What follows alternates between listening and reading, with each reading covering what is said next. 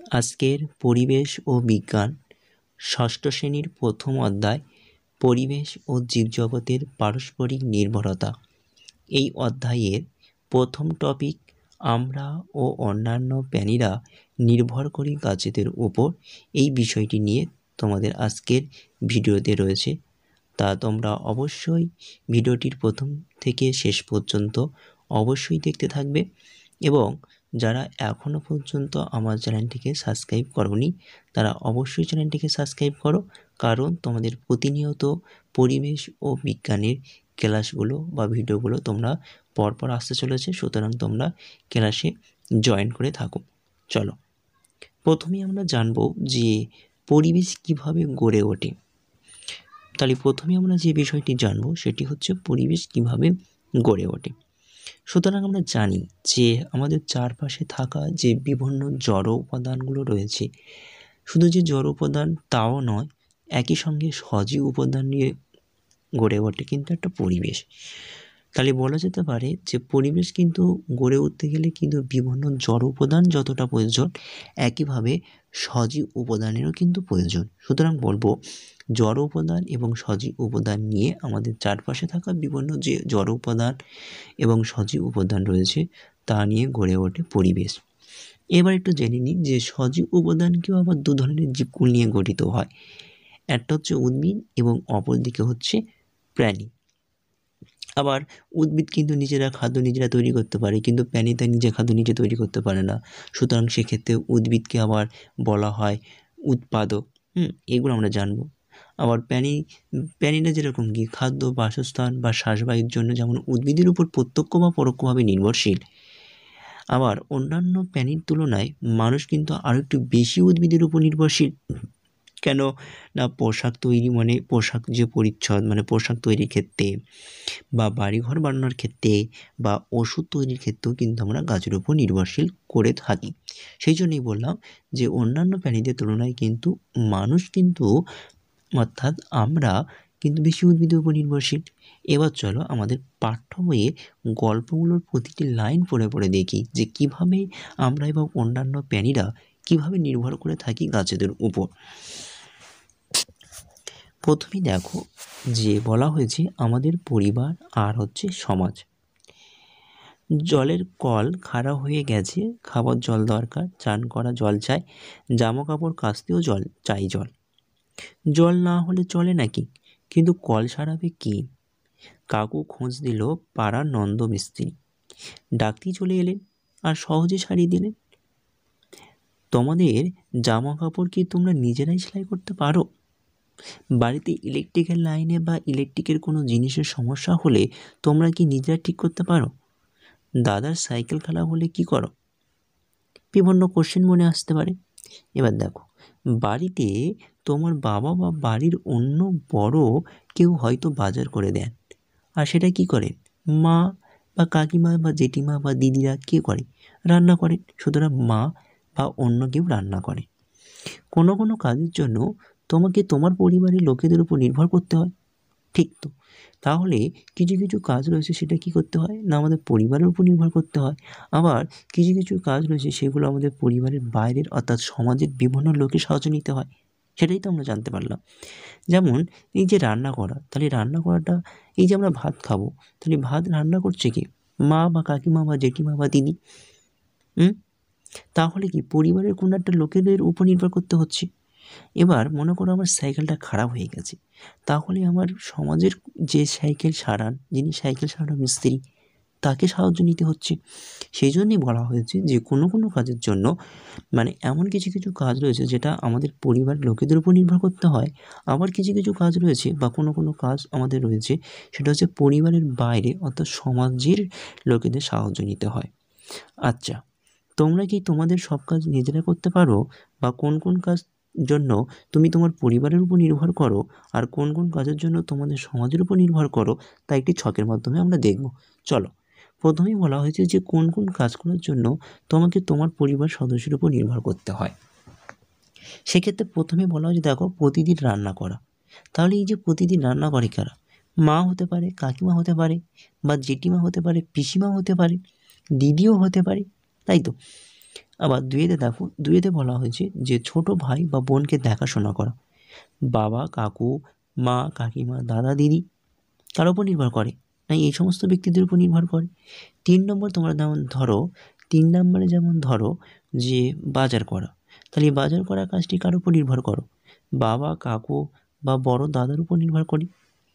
এবার দেখো পরের ছকে কী বলা হয়েছে? পরের ছকে বলা হয়েছে কোন কাজ করার জন্য তোমাকে সমাজের বিভিন্ন লোকের উপর নির্ভর করতে হয়। যেমন ধরো, যেমন কোন কোন কাজ, মানে অ্যাকচুয়ালি আমরা বলতে পারি, যেমন মনে করো জলের কল খারাপ হয়ে গেছে বা জলের কলটা খারাপ রয়েছে, তাহলে কার উপর নির্ভর করতে হবে? না আমাদের সমাজের সেই কলের মিস্ত্রির উপর সাহায্য করতে হবে। দুইয়ে যেরকম ধরো যে বাড়ির ইলেকট্রিক লাইনের সমস্যা, তাহলে কার উপর নির্ভর করব? সমাজের ইলেকট্রিক মিস্ত্রির উপর নির্ভর করব। বা বাড়ির কারো জুতো ছিঁড়ে গেছে, তাহলে সেক্ষেত্রে জুতো সারানোর মিস্ত্রি অর্থাৎ জুতোর বা এই জুতো সারানোর মিস্ত্রি অর্থাৎ মুচির কাছে আমরা সাহায্য নেব বা নির্ভর করব, তাই তো? চলো পরের পৃষ্ঠাটা আমরা দেখি।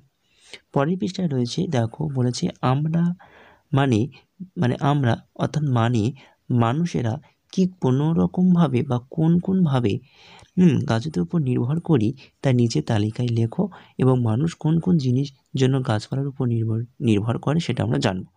প্রথমে দেখো মানুষ কীভাবে গাছের উপর নির্ভর করে, যেমন খাবারের জন্য, যেমন চাল, আটা, তেল এগুলো পাই থেকে উদ্ভিদ থেকে, অর্থাৎ তার জন্য আমরা খাবার বলতে পারি।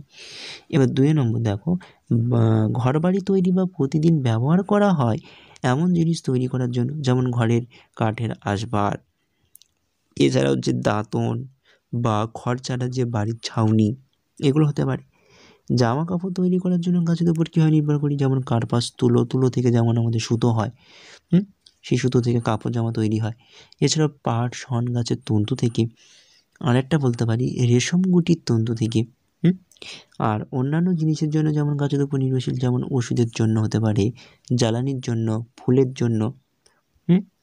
এবার আমরা দেখব যে মানুষ ছাড়া অন্যান্য প্রাণীরা কীভাবে, যেমন মনে করো কাক, টিয়া, কাঠবিড়ালি, বেজি এরকম ধরনের যে সমস্ত প্রাণীগুলো রয়েছে মানুষ ছাড়া, তারা কীভাবে গাছেদের উপর নির্ভরশীল করে তার নিচের তালিকাটা আমরা দেখব।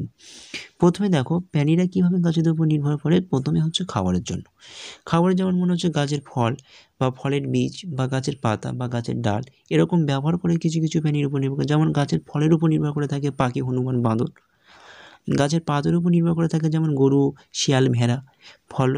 ফসলের যে বীজ সেই যে পায়রা, চড়াই, বদ্রি পাখি এগুলো হতে পারে। গাছের ডালের উপর যেমন নির্ভর করে থাকে হাতি, গন্ডার, জিরাফ। এবার চলো বাসা তৈরির জন্য। বাসা তৈরি যেমন হচ্ছে গাছের শাখা বা গাছের কঠোর বা গাছের পাতাতে হতে পারে বা গাছের গোড়া। যেমন গাছের গোড়াতে উই পোকা, গাছের পাতাতে যেমন হচ্ছে লাল পিঁমড়ের বাসা। গাছের কঠোর যে ফোকর বলতে পারি বা কঠোর বলতে পারি, সে যেমন টিয়া, পেঁচা বসবাস করে। আর গাছের শাখাতে যেমন বুলবুলি, কাক, বক। আর অন্যান্য প্রয়োজনের জন্য কী বলতে পারি, না অন্যান্য প্রয়োজন যেমন হচ্ছে বিশ্রাম নেওয়ার জন্য বা ছায়া পাওয়ার জন্য বা এই যে আমরা বলি না রোগ সারানোর জন্য কিন্তু আমরা অন্যান্য কাজে প্রয়োজন ব্যবহার করতে পারি এবং আত্মরক্ষা করার জন্য হবে। চলো পরের পৃষ্ঠাটা একটু আমরা দেখে নিই। পরের পৃষ্ঠায় বলা হয়েছে যে খাবারের জন্য আমরা বা অন্যান্য প্রাণীরা যেভাবে গাছেদের উপর নির্ভর করি তা এটাকে আমরা এটা বিস্তারিত একটু দেখার চেষ্টা করব। চলো আগের আলোচনা থেকে আমরা বুঝতে পারলাম, কি বুঝতে পারলাম যে আমাদের মানুষ বা অন্যান্য প্রাণীরা নানাভাবে কিন্তু গাছেদের উপর নির্ভর করি, এটাই তো আমরা জানলাম। সুতরাং আমরা আগের যে বিষয়গুলো দেখলাম বা বুঝলাম তার থেকে কিন্তু একটি ধারণা পাই যে আমরা বা অন্যান্য প্রাণীরা প্রত্যেকে কিন্তু একটা গাছেদের উপর নির্ভর করে থাকি, তাই তো? আবার বিভিন্ন ধরনের খাবার গাছপালা থেকেও আমরা পাই। এছাড়া আরও অনেক ধরনের খাবার আছে যেগুলো আমরা কিন্তু গাছ থেকে পাই না, প্রাণীদের থেকে পাই। যেমন ধরো গরু বা ছাগলের দুধ অথবা মুরগির মাংস, এগুলো কিন্তু আমরা গাছ থেকে পাই না। সেই গরু বা ছাগলের দুধ বা মুরগির মাংসটা যেমন মুরগির থেকে পাই, গরু ছাগলের দুধ যেমন গরু ছাগলের দুধ থেকে পাই। কিন্তু একটু ভাবো তো, গরু, ছাগল, মুরগি তাদের খাবারটা কোথা থেকে জোগাড় করে? তাহলে নিশ্চয়ই তারা সেই খাবারটা খাচ্ছে কোথায়? গাছপালা থেকে। যেমন মুরগি বা অন্যান্য প্রাণী যে পোকামাকড়টা খায়, সেই পোকামাকড়গুলো কিন্তু গাছপালার কোনো না কোনো অংশ খেয়ে বেঁচে থাকে। কিন্তু প্রাণী তাদের খাবার হিসাবে পুরোটা গাছকেই যে খেয়ে ফেলছে তা নয়। আবার কিছু কিছু প্রাণী আছে কি আবার খাদ্য হিসাবে পুরো গাছটাকেই খেয়ে ফেলে। কেউ কেউ আবার গাছের কোনো অংশ খেয়েই সন্তুষ্ট থাকে।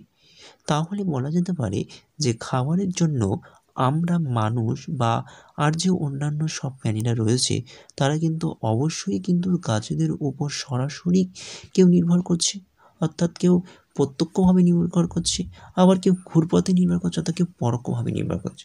সুতরাং বলা যেতে পারে যে মানুষ ছাড়া যে অন্যান্য প্রাণীগুলো রয়েছে, অর্থাৎ মানুষ এবং অন্যান্য প্রাণী প্রত্যেকে কিন্তু প্রত্যক্ষ বা পরোক্ষভাবে উদ্ভিদের উপর নির্ভরশীল, অর্থাৎ গাছেদের উপর নির্ভরশীল।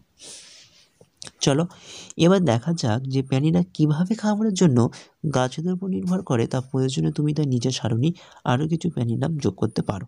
চলো দেখে নিই। যেমন হচ্ছে গরু যেমন গাছের কোন অংশগুলো খায়, যেমন গরু হচ্ছে পাতা বা কাণ্ড, মূল, ফুল, ফল। অন্যদিকে ছাগল যেমন পাতা খায়, কাণ্ড, ফুল, ফল। মুরগি যেমন হচ্ছে ফল, বীজ মানে দানা। বাঁদর যেরকম পাতা, ফুল, ফল, মূল, গাজর। মূলের মধ্যে যেমন গাজর, বিট, আলু, মূলো এরকম হতে পারে। কাঠবিড়ালি ফল, টিয়া ফল, শামুক না পাতা, কাণ্ড অর্থাৎ কাঠি হিসাবে ব্যবহার করতে পারে, কাণ্ডটা হচ্ছে কাঠি হিসাবে ব্যবহার করে। এছাড়াও পঙ্গপাল যেমন পাতা, কচি কাণ্ড। আরেকটি বলতে পারি মানুষ যেমন কোন উদ্ভিদের উপর নির্ভরশীল করছে না ফল, পাতা, মূল, কাণ্ড মধ্যে আলু, ওল, এগুলোর উপর আমরা তো গাছের কোনো না কোনো অংশটা নির্ভর করে থাকি। এবার বলছে দেখো এসো দেখি খাবারের জন্য মানুষ কীভাবে গাছেদের উপর নির্ভর করি, তার নিচের সারণীতে কিছু উদ্ভিদের নাম আছে, তোমরা আরও কিছু গাছের নাম ওই সারণীতে যোগ করতে পারো এবং ওই সব গাছের কোন অংশ আমরা খাই সেটা লেখার চেষ্টা করো। সুতরাং এইটা তোমাদেরকে কিন্তু এই ছকটা তোমাদের ভালো করে করতে হবে। যেমন গাজরের আমরা কোন অংশটা খাই? মূল খাই। যেমন 2 রয়েছে আদার হচ্ছে কাণ্ড, আমে রয়েছে ফল। সজিনা হচ্ছে তোমার পাতা ও ফল। কুমড়ো পাতা, কাণ্ড, ফল। কলাতে রয়েছে ফল, কাণ্ড বলতে যেটা থোড় বলি। ভুট্টাতে যেটা বীজ মানে দানা। পালং শাকে যেমন পাতা, কাণ্ড। কলমি শাকে যেমন পাতা, কাণ্ড। চালতার কিন্তু বিটি। চলো পরের অংশটা দেখি, অর্থাৎ পরের পৃষ্ঠায় কী রয়েছে দেখে নাও। বলা হয়েছে থাকার জায়গা বা বাসা তৈরির জন্য প্রাণীরা যেভাবে গাছেদের উপর নির্ভরশীল সেই বিষয়টা আমরা দেখে নাও। বলেছে পাখিরা গাছের শুকনো ডাল বা পাতা এইসব দিয়ে কিন্তু গাছে বাসা বানায়। কোনো পাখি আবার ওই যে ডাল পাতা দিয়ে গাছে বাসা কিন্তু বানায় না। এমন এরা কি করে না, আবার কিছু কিছু পাখি আছে তারা বাসা বানায় ওই যে বাড়ির ঘুলঘুলিতে বা কড়ি বর্গার ফাঁকে বা বাড়ির আনাচে কানাচে। কিন্তু বাসা বানানোর যে উপকরণ জোগাড় করে সেটা কিন্তু গাছ থেকে। এবার চলো বলছে কোন প্রাণী আবার বলছে কোনো প্রাণী রয়েছে তারা কিন্তু গাছে বাসা না বানিয়ে কেবল আশ্রয় নেয় গাছের ডালে। কেউ আবার বাসা বানাতে পারে না, থাকে গাছের কঠোরে। কেবল পাখি নয়, কাঠবিড়ালি, মাকড়সা, পিঁপড়ের মতন আরও অন্যান্য প্রাণী থাকে গাছে। এদের মধ্যে কেউ বাসা তৈরির জিনিসপত্র সংগ্রহ করে গাছে বাসা বানায়, আবার কেউ বাসা বানাতে না পেরে গাছেই থাকে। যেমন বাদুড় যেমন কী করে না গাছের ডালে ঝুলে থাকে, বাসা বানাতে পারে তাই গাছের ডালে ঝুলে থাকে।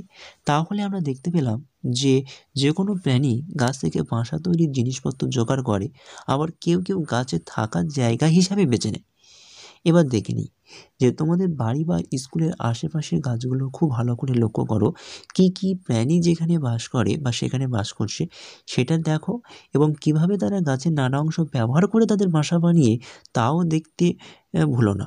নিচে তালিকা তাদের কথা লেখো। গাছে বাসা না বানিয়ে গাছকে থাকবার জায়গা হিসাবে ব্যবহার করছে এরকম প্রাণীর কথাও লেখো। প্রথমে দেখো প্রাণী থেকে গাছ থেকে বাসা তৈরির যে জিনিসপত্র জোগাড় করে, এবং অপর দিকে রয়েছে গাছ যখন থাকার জায়গা। কোন প্রাণী? যেমন মনে করো চড়াই আর হচ্ছে শালিক। এই যে চড়াই এবং শালিক এরা কিন্তু কোথায় বাসা বাঁধছে না কোন উদ্ভিদের বাসা বাঁধে না ডালপালা আছে এমন যে কোনো গাছে। কীভাবে বাসা তৈরি করছে না গাছের ছোট ছোট ডাল সাজিয়ে। দুইয়ে হচ্ছে লাল পিঁপড়ে, যেটাকে এই যে লাল পিঁপড়ে যেটাকে আমরা বলছি নাল শিপ, এই কথাটা একটু আমাদের মনে রাখতে হবে। এই যে লাল পিঁপড়ে মানে যে কোনো চামড়া, এই যে কোনো চওড়া বা গোল পাতাওয়ালা গাছে বসবাস করছে। কীভাবে বাসা তৈরি করছে? না গাছের পাতা মুড়ে বাসা তৈরি করে। তিনে কি লিখতে পারি? না তিনে যেমন মনে করো বাবুই পাখি। বাবুই পাখি খুব উঁচু, মানে উদ্ভিদের কোন অংশে বাসা বাঁধছে? খুব উঁচুতে। কীভাবে বাসা বাঁধছে, মানে কীভাবে বাসা তৈরি করছে? না পাতা সরু করে দিয়ে ওল্টানো ঘটের মতন করে।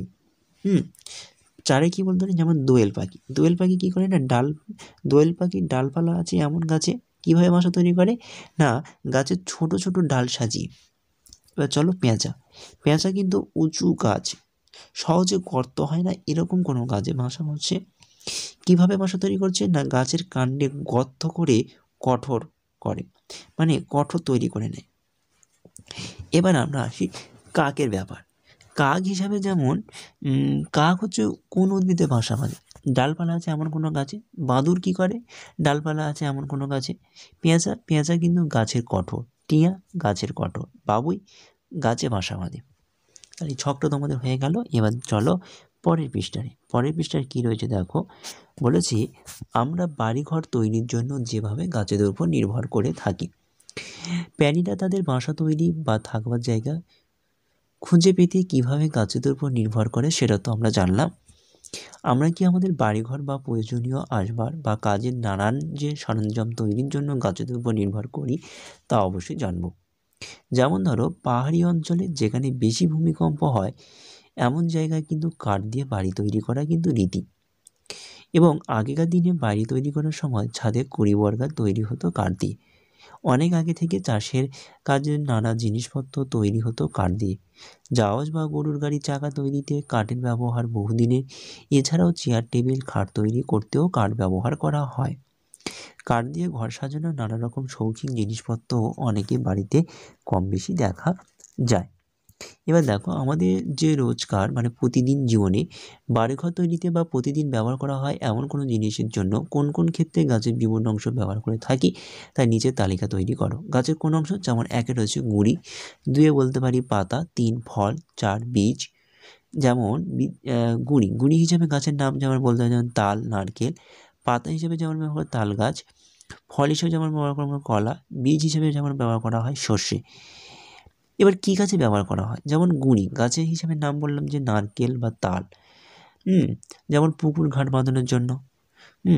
তারপর যেমন পাতা যেমন তাল গাছ, এটা হচ্ছে হাত পাখা তৈরিতে। ফল হিসাবে যেমন কলা, যেমন খাবারের জন্য। এবং বীজ হচ্ছে শস্য হচ্ছে সর্ষের তেল হিসাবে আমরা কিন্তু কাজে ব্যবহার করছি। এবার চলো দেখে নিই জামা কাপড়ের জন্য গাছের উপর কীভাবে নির্ভর করি। দর্জির দোকান বা বাড়ি থেকে সুতির কাপড় বা সুতির জামার একটা টুকরো কিন্তু জোগাড় করো এবং ওই যে কাপড়ের টুকরোটাকে একটু ভালো করে লক্ষ্য করো। কী মনে হচ্ছে? না ওই টুকরোটা কী দিয়ে তৈরি বলো তো? এসো আমরা এবারে সেটা জানার চেষ্টা করি। ওই কাপড়ের টুকরোটা যে কোনো একটা ধার ভালো করে লক্ষ্য করো, দেখতে পাবে কাপড়ের টুকরোগুলো বা টুকরোটার ধার থেকে আলগা সুতো বেরিয়ে আছে। আর সুতো যদি না বেরিয়ে থাকে তবে একটা পিন বা সুতোর সাহায্যে মানে সূচের সাহায্যে কাপড় টুকরোটাকে একটু সুতো বের করে নাও। এবারে ওই সুতোটাকে টেবিলে রাখো। সুতোর একটা প্রান্ত ছবিতে এমন যেমন দেখানো আছে সেইভাবে বুড়ো আঙুল দিয়ে চাপ দাও আর অন্য প্রান্ত থেকে সুতোর দৈর্ঘ্য বরাবর নখ দিয়ে ঘষতে থাকো। কি দেখতে পেলে? না সুতোটা যে প্রান্তে নখ দিয়ে ঘষছিলে দেখবে সেখান থেকে একটা সুতোর একটু সরু সরু কিছু অংশ বেরিয়ে আছে। ওগুলো কি জানো? মানে ওগুলো কি বলতে পারবে? চলো সেগুলো আমরা দেখব। তাহলে দেখে নাও বলা হয়েছে যে সূচে কখনো সুতো পরানোর চেষ্টা করে দেখেছো? বেশ কয়েকবার চেষ্টা করে ব্যর্থ হয়েছো? সুতোর যে প্রান্তটা সূচে ঢোকানোর চেষ্টা করছিলে সেই প্রান্তটা ভালোভাবে লক্ষ্য করেছো কি? দেখতে পাবে সেই প্রান্তটা কেমন যেন অনেকগুলো সুতোর চেয়েও সরু সরু অংশে ভাগ করা হয়েছে। সুতরাং বলা যেতে পারে ওই যে সুতোর চেয়ে সরু সরু অংশগুলোকে কিন্তু আমরা কি বলি? না তন্তু। তাহলে কি বলা যেতে পারে? তন্তু। তাহলে কি বলবো? না তন্তু। এটা কিন্তু তোমাদের জানতে হবে। তাহলে সুতোর চেয়ে সরু সরু অংশগুলোকে কি বলা হয়? তন্তু। তাহলে কি বোঝা গেল?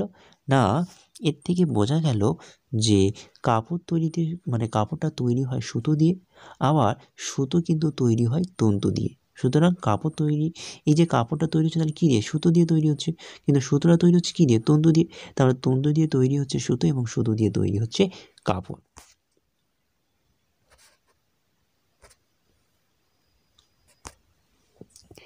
এবার দেখো বলা হয়েছে যে কি বলা হয়েছে দেখে নাও।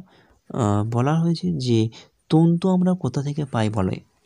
এবার তোমাদের মনে একটা প্রশ্ন এলো যে তন্তু যে কাপড়টা, যেমন তন্তু দিয়ে তো কাপড় সুতো তৈরি হয়, সুতরাং তন্তুটা কোত্থেকে পাই মনে প্রশ্ন এসছে। সুতরাং আমরা সেটাই বলছি যে তন্তু কোত্থেকে এসে দেখে নাও। তন্তু আমরা পাই গাছ থেকে, আবার কিছু আমরা পাই প্রাণীদের থেকেও তন্তু পাই। যেমন প্রাণীদের থেকে পাওয়া তন্তুগুলোর কথা পরে বলবো, আগে আমরা জানি কোন কোন তন্তু কোন গাছ থেকে পাই। যেমন ধরো সুতির জামা কাপড় তৈরি হয়, তার মানে সুতির জামা কাপড় তৈরি হয় যে তন্তু দিয়ে, সেটি হচ্ছে কিন্তু একেবারেই কিন্তু ভালো করে এই লাইনটা দেখবে যে সুতির জামা কাপড় তৈরি হয় যে তন্তু দিয়ে, সেটা পাওয়া যায় কিন্তু তুলো গাছ থেকে, তার নাম হচ্ছে কার্পাস। অর্থাৎ এই যে আমরা যে গাছ থেকে কিন্তু তুলোটা পাচ্ছি সেটা হচ্ছে কার্পাস। তাহলে কার্পাস গাছ থেকে আমরা কী পাই? তুলো। এটা কিন্তু কী তুলো? না, এটা কিন্তু সুতির জামা কাপড় তৈরির জন্য, অর্থাৎ সুতির যে তুলোটা মানে তন্তু যেটা পাচ্ছি। এছাড়াও কৃত্রিমভাবে তৈরি আছে অনেক তন্তু থেকেও কাপড় তৈরি হয়। তবে শুধু যে জামা কাপড় তৈরির জন্য যে তন্তু লাগে তা নয়, তন্তু দিয়ে বিভিন্ন কাজে লাগে। যেমন তন্তু দিয়ে কী তৈরি হয়? না, তন্তু দিয়ে কিন্তু দড়ি তৈরিও হয়, যেমন নারকেলের দড়ি বা সুতলি দড়ি মানে সুতলির দড়ি। এছাড়াও বিভিন্ন জিনিসে বয়ে নিয়ে যাওয়ার জন্য প্রয়োজন হয় বস্তা বা ব্যাগ। চটের বস্তা কী দিয়ে তৈরি হয় জানো? না, চটের যে বস্তাগুলো সেগুলো কিন্তু পাটের তন্তু দিয়ে তৈরি করা হয়, যদিও এখন পাটের বদলে কৃত্রিম তন্তু দিয়ে বস্তা তৈরি করা হচ্ছে। এবার চলো দেখে নিই। বলা হয়েছে জামা কাপড় তৈরি করার জন্য গাছ কীভাবে সাহায্য করে, নিচে সারণীতে লেখা হয়েছে সেটা দেখব। জামা কাপড় তৈরি করার জন্য গাছ কীভাবে সাহায্য করে, অতীতে জামা কাপড় তৈরির কাজে উদ্ভিদকে কীভাবে কাজে লাগানো হতো সেটাও লিখতে পারো। প্রথমে দেখো উদ্ভিদের নাম, প্রথমে রয়েছে কার্পাস। এই কার্পাসটাকে উদ্ভিদের কোন অংশ আমরা ব্যবহার করি এবং এখন কিভাবে কাজে লাগে এবং আগে কিভাবে কাজে লাগানো হতো সেইগুলো আমরা জানবো। যেমন মনে করো কার্পাস থেকে আমরা তুলোটা পাই, মানে ওই যে ফলের যে ভিতরের অংশটা সাদা মতন, সেই কার্পাস থেকে অর্থাৎ তুলোটা পাই। এটাকে কী কাজে ব্যবহার করা হচ্ছে? না, সুতো তৈরি কাজে ব্যবহার করা হয়।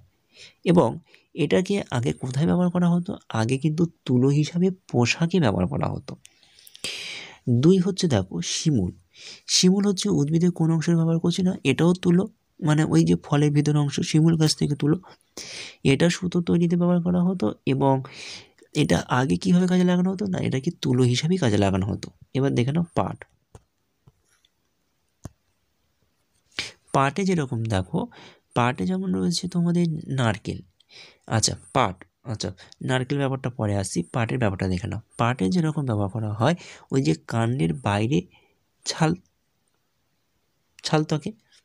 সুতরাং এখন কীভাবে কাজে লাগানো হচ্ছে? না, যেমন ছালকে জলে পচিয়ে তন্তু নিষ্কাশন করে।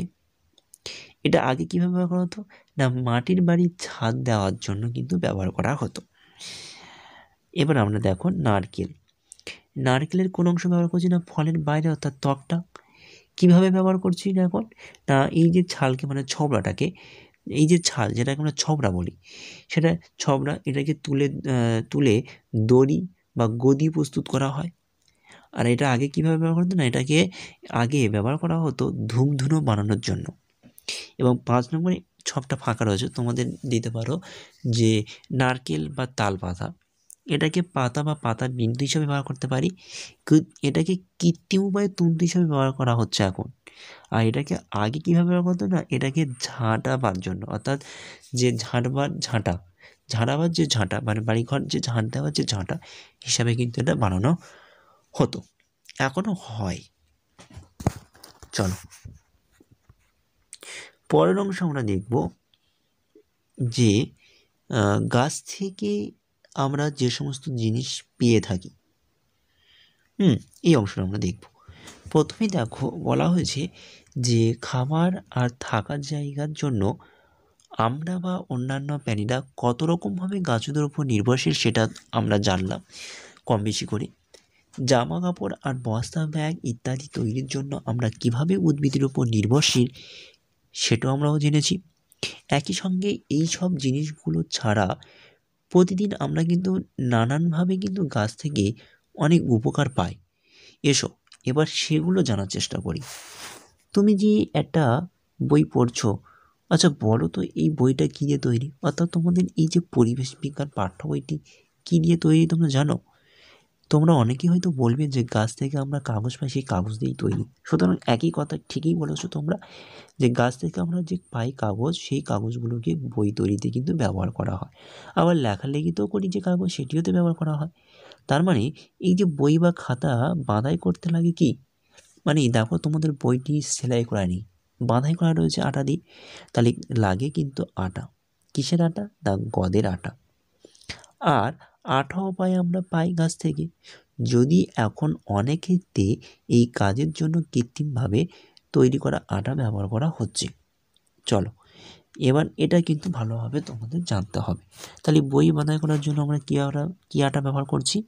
না, বই বাঁধার জন্য কিন্তু আমরা গদের আটা ব্যবহার করছি। এটা এবার আমরা যেটা জানবো সেটা হচ্ছে যে কাঠের জিনিসকে চকচক করে মানে পালিশ করার জন্য, মানে চকচক করে তোলার জন্য আমরা যে পালিশ করি, তাহলে এই যে পালিশ করার জন্য কিন্তু লাগছে কি বলতো?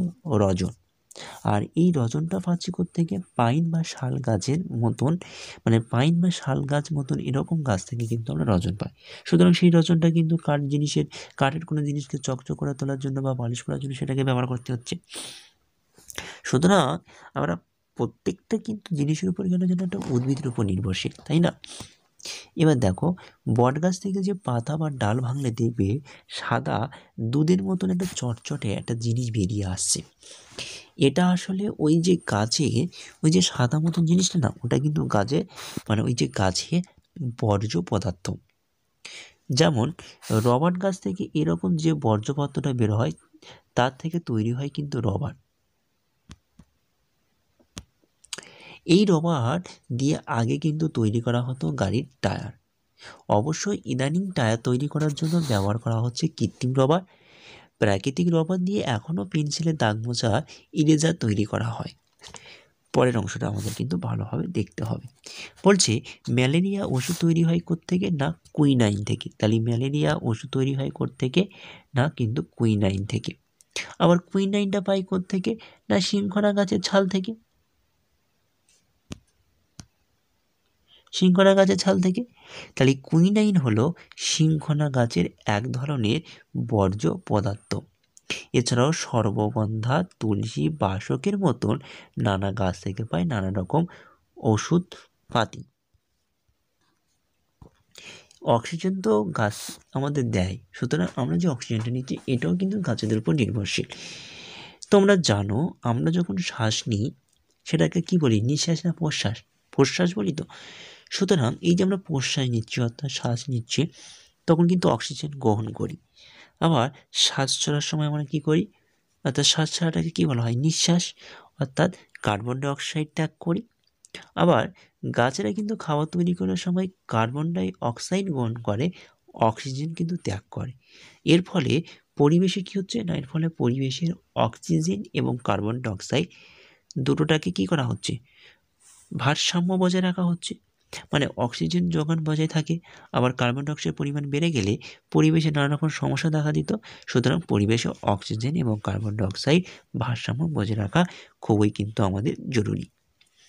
এবার একটি দেখো, বলা হয়েছে যে খাবার বা থাকার জায়গা বা জামা কাপড় তৈরি এইসব ছাড়া আর অন্যান্য প্রয়োজনে মানুষ কিভাবে উদ্ভিদের উপর নির্ভর করে তার নিচের যে সারণী দেওয়া রয়েছে বা ছকটি রয়েছে, সেই ছকটি আমরা লেখার চেষ্টা করব। চলো দেখে নিই আমরা। যেমন দেখো, বলা হয়েছে কাঠ পালিশ করার জন্য। কাঠ পালিশ করার জন্য কোন উদ্ভিদ ব্যবহার করি? শাল বা রেগুন, এরকম ধরনের গাছ থেকে আমরা যে রজনটা পাই সেটা। এবং উদ্ভিদের এটা কোন অংশ ব্যবহার করি? না, উদ্ভিদের কাণ্ডের অংশটা। সুতরাং রজন গাছের যেমন কাণ্ডের অংশ রজন, মানে উদ্ভিদের কাণ্ডের অংশ যেটা হচ্ছে রজন। 2 হচ্ছে পেন্সিলের দাগ মোছাবার যে রবার, সেটা হচ্ছে রবার গাছ থেকে পায়। এবং এটি উদ্ভিদের কোন অংশে ব্যবহার করা হয়? তরু বা ক্ষীর, যেটাকে বলা হয় উদ্ভিদের ত্বক বা ফাটল। 3 নম্বর হচ্ছে ম্যালেরিয়া ওষুধ কুইনাইন, উদ্ভিদের কোত্থেকে না এটা শৃঙ্খলা এটা কোন উদ্ভিদ থেকে পাই না শৃঙ্খলা উদ্ভিদ থেকে পাই। আর এটি উদ্ভিদের কোন অংশ ব্যবহার করি না উদ্ভিদের ছাল অংশ ব্যবহার করি। 4-5 যদি আমরা লিখি, 4-এ লিখব উচ্চ রক্তচাপ নিয়ন্ত্রণের যে রেশানপিন সেটা কিন্তু পাই অর্জুন গাছ থেকে এবং উদ্ভিদের কোন অংশ ব্যবহার করি উদ্ভিদের ছাল। এছাড়াও মাদকদ্রব্য প্রস্তুতিতে মাদকদ্রব্য সেটাও উদ্ভিদের কোত্থেকে পাই না নিকোটিন বা তামাক এরকম ধরনের উদ্ভিদ থেকে পাই এবং উদ্ভিদের কোন অংশ ব্যবহার করি না তামাক বা পাতা হিসাবে ব্যবহার করি। চলো পরের পৃষ্ঠাটা আমরা দেখি। আচ্ছা, পরের পৃষ্ঠায় আমাদের রয়েছে গাছ যেভাবে নির্ভর করে প্রাণীদের উপর, এটি একটি আলাদা টপিক। সুতরাং আমরা পরবর্তী ক্লাসে গাছেরা যেভাবে নির্ভর করে প্রাণীদের উপর এই টপিকটি নিয়ে আলোচনা করব। ততক্ষণ তোমরা আমরা এবং অন্যান্য প্রাণীরা নির্ভর করি গাছেদের উপর এই টপিকটি ভালোভাবে দেখো এবং ভিডিওটির প্রথম থেকে শেষ পর্যন্ত বারবার ভালোভাবে দেখো এবং ভিডিওটি বা ক্লাসটি তোমাদের ভালো লাগলে অবশ্যই চ্যানেলটিকে সাবস্ক্রাইব করো এবং ভিডিওটি তোমাদের বেশি বেশি করে শেয়ার করো, লাইক করো, কমেন্ট করো। তোমরা যদি লাইক কমেন্ট শেয়ার না করো বা সাবস্ক্রাইব যদি না করো তাহলে কাদের জন্য কেন এত খাটবো, কেন তোমাদের জন্য করব? তোমরা যদি রেসপন্স না ভালোভাবে করো তাহলে আমি তোমাদের ক্লাসটিকে ভালোভাবে আগাতে পারবো না। সুতরাং তোমরা তোমাদের এই চ্যানেলটিকে অবশ্যই তোমরা সাবস্ক্রাইব করো, তোমরা বেশি বেশি করে ক্লাসটি শেয়ার করো, লাইক করো, কমেন্ট করো, যাতে তোমাদের রেসপন্স তোমাদের সাড়া দিয়ে আমি তোমাদেরকে আরও বেশি বেশি যেন বেশি কিছু শেখাতে পারি সেই কামনা করছি। আশা করি তোমরা ভালো থেকো। আজকে ক্লাসটি এই পর্যন্ত রইল। ভালো থেকো, সুস্থ থেকো, টাটা, বাই বাই। আবার পরের ভিডিওতে দেখা হচ্ছে। চলো।